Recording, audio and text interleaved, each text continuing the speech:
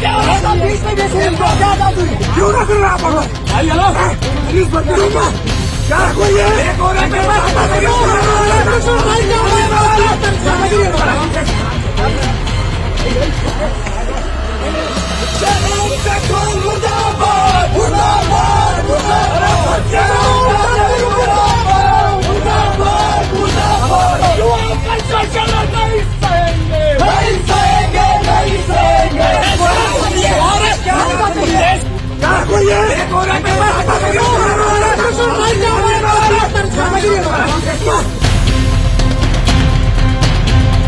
हिमाचल प्रदेश में पुलिस परीक्षा का पेपर लीक होने के बाद प्रदेश सरकार द्वारा परीक्षा को रद्द कर दिया गया है। वहीं विपक्ष लगातार सरकार पर हमलावर है। प्रदेश कांग्रेस और युवा कांग्रेस के अलावा एनएसयूआई भी सरकार के खिलाफ सड़कों पर उतरकर विरोध प्रदर्शन कर रही है। शनिवार को शिमला के डीसी ऑफिस के बाहर छात्र संगठन एनएसयूआई प्रदर्शन करने पहुंची और इस दौरान मुख्यमंत्री जयराम ठाकुर का पुतला फूंकने की कोशिश करने लगे तो पुलिस के कर्मचारी वहां पहुंचे और पुतले को छीनने की कोशिश की। इस दौरान एनएसयूआई के कार्यकर्ताओं और पुलिस के बीच हाथापाई भी हुई और काफी देर तक दोनों में बहसबाजी होती रही, लेकिन एनएसयूआई के कार्यकर्ताओं ने मुख्यमंत्री जयराम ठाकुर का पुतला फूंका। एनएसयूआई के प्रदेश अध्यक्ष छतर सिंह ठाकुर ने कहा कि प्रदेश सरकार प्रदेश के युवाओं के भविष्य के साथ खिलवाड़ कर रही है। पुलिस भर्ती परीक्षा का पेपर लीक हो जाता है और सरकार इस परीक्षा को रद्द कर देती है। इससे पहले भी प्रदेश में कई भर्तियों के पेपर लीक हुए हैं। उन्होंने सरकार पर प्रदेश के युवाओं के साथ खिलवाड़ करने के आरोप लगाते हुए कहा कि सरकार सिर्फ अपने चहेतों को नौकरी देने का काम कर रही है। हिमाचल प्रदेश विश्वविद्यालय में भी मुख्यमंत्री के ओएसडी के रिश्तेदारों को मॉडल स्कूल में बिना किसी परीक्षा के नौकरियां दे दी गई। उन्होंने कहा कि प्रदेश सरकार पुलिस परीक्षा का पेपर लीक होने के मामले की जांच सीबीआई करे या फिर इस मामले की न्यायिक जांच करे। यदि जल्द ही सरकार इसकी जांच नहीं करती है तो युवा कांग्रेस देश भर में उग्र आंदोलन करेगी।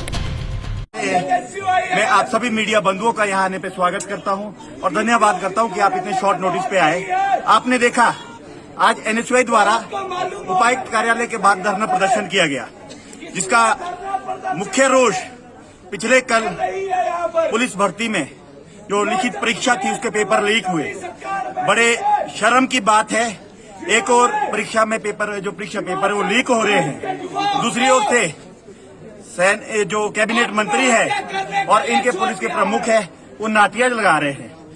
शर्म आनी चाहिए ऐसी सरकार को, शर्म आनी चाहिए ऐसे प्रशासन को। ऐसा नहीं है कि ये पहला पेपर लीक हुआ है।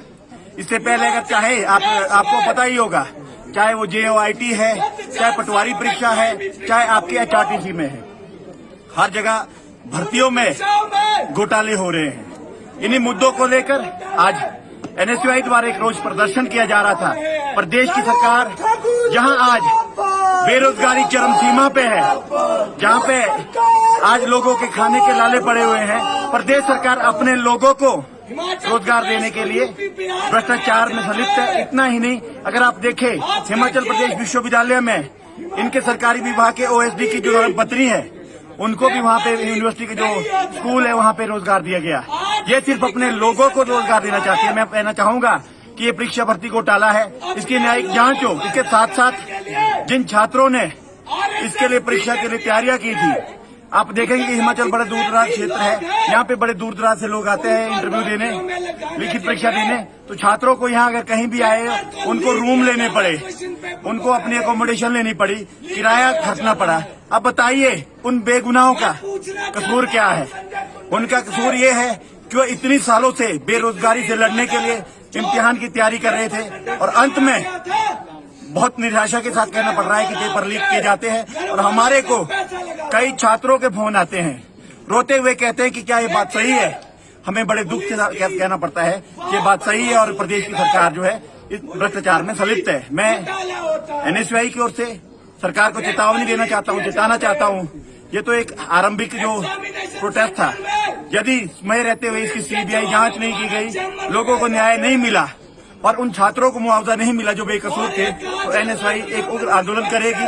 मैं आपको शॉर्ट में फिर से बताना चाहूंगा कि सरकार का, चाहे वो हिमाचल प्रदेश पुलिस की लिखित परीक्षा हो, चाहे JOIT हो, चाहे पटवारी परीक्षा हो, चाहे आपका वो क्या कंडक्टर HRTC की हो, चाहे हिमाचल प्रदेश विश्वविद्यालय में जो अपने लोगों को रोजगार देने। इतना मैं आपको बताना चाहूंगा, हिमाचल प्रदेश के जो भूतपूर्व वाइस चांसलर थे उन्होंने अपने लोगों को बैकडोर एंट्री इतनी दी है कि सरकार ने उन्हें खुश होकर उन्हें पदोन्नत किया गया और सांसद भेजा है।